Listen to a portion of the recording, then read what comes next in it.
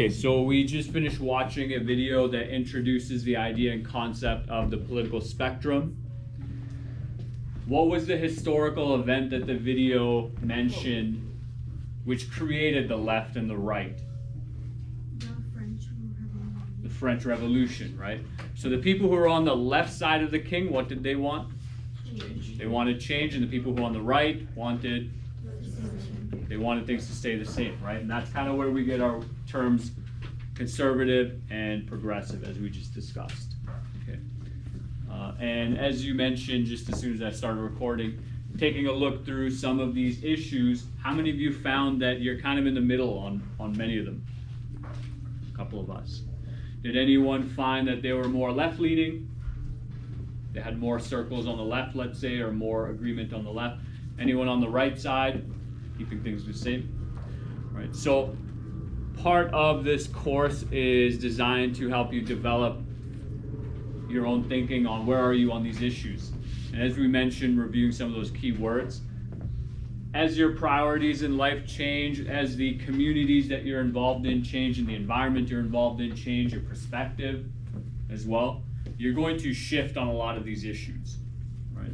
So it's pretty common when you're young, maybe you have more ideal view of the world, things should be perfect, everything, there shouldn't be any problems, right? So you kids are 13 now, 14? Right, so in the next 10 years, you'll be about 23, 24 years old, which gives you about 4 to 7 years outside of high school, maybe a couple years outside of university, college, if you choose to go there right after school. But let's say after 18, you get into the workforce and you spend 4, 5, 6 years in the workforce. The groups of people you interact with, the problems you encounter, and the things you experience are going to form your worldview, and maybe you'll start to see, hey, the world's not like a perfect or ideal place. It's very challenging. Okay. So this handout that we'll look through goes over some political issues in the corner, and then a general idea of how left, center, or right-leaning political beliefs would handle that. So if there's any particular one you kids wanted me to go over, let me know, but I'm going to start just from the top, because that's one that's more important to me and kind of relates to what you will learn in grade 12 in particular. So in terms of social conditions, the political left wants social conditions to change as quickly as possible. So in that little box, you can write revolutionary or revolution, right? Kind of coming back to the event, the French Revolution. The people on the left of the king, they said they were saying, you'll learn about this in grade 11, they want rapid societal change overnight. Okay, they want the king gone, they want the monarchy out of there, and they don't want their three-tiered society. They don't want 99% of people to be peasants with no social and political mobility. Okay, and they want that overnight, which can be very challenging. How many of you have learned a little bit about the French Revolution? A couple of us.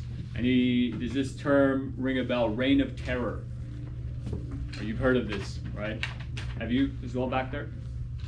Reign of Terror? Right. Okay, so during the French Revolution, while they're revolting, while they're changing society rapidly overnight, things got a little out of hand. They got a little chaotic. They call that period the Reign of Terror. You kids know what a guillotine is? Yeah. What do they do with a guillotine? Chop your head off. Chop your head off. They chopped off about 40,000 people's heads during the Reign of Terror. This is like maybe 2 years, 3 years. You think it hurt? Yeah.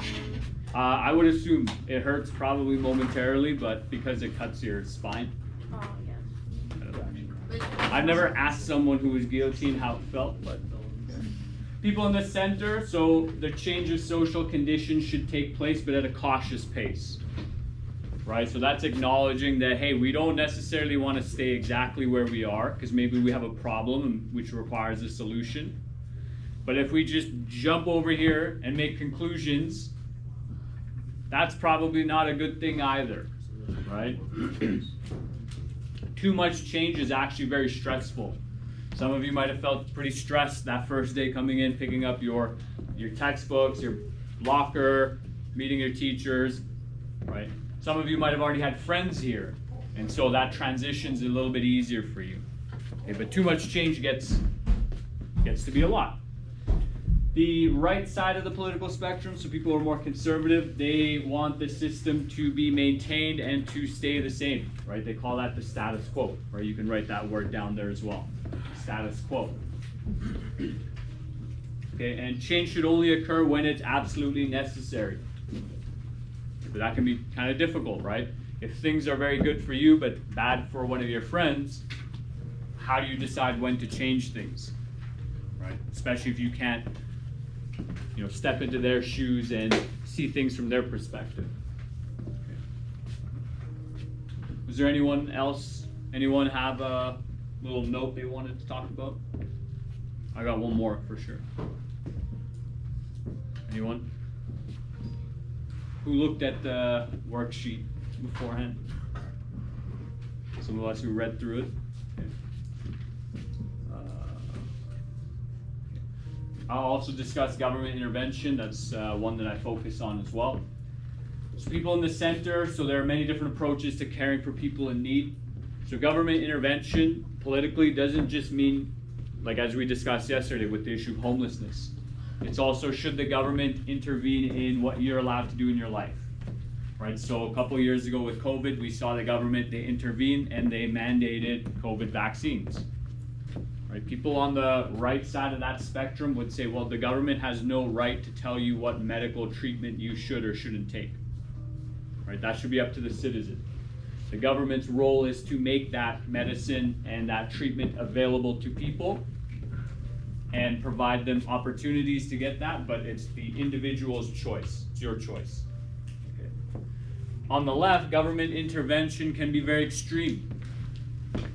So, in Soviet or communist Russia, the government could intervene, they could take things from you. They did that in China. They still do, yeah. So government intervention is very extreme. I have a friend during the same COVID pandemic. His cousin lives in China. And his building got locked down. And they're pretty extreme on the government intervention side. So what do you think they did to this poor fellow? Any guesses? Well, they weld their. They didn't execute him, thank God. Didn't they weld like most of the doors shut? Yeah, they boarded him into his apartment. They kind of locked him into his apartment room. He couldn't go anywhere. And his mental health 2 years later, he still struggles, right? And so there are very big extremes on what the government should or should not do. People on the left side think, hey, the government should solve our problems, the government should take care of us. It's kind of like, okay, well, the government should just do everything for me when it gets really extreme. All the way on the right side, the other extreme is that some people say, well, there should be no government, which is also kind of extreme, right? But government intervention, the role of, how much the government, puts its hands into your pockets and intervenes with your life, let's say.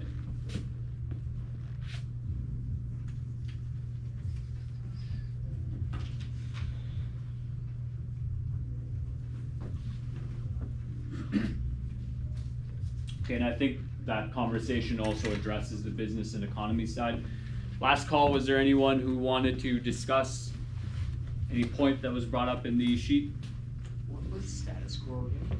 So status quo is, I guess, a simple way to describe it. The status quo is how things are, right? So if we want to maintain the status quo, like what's the status quo of authority in this classroom, let's say? Like who's in charge?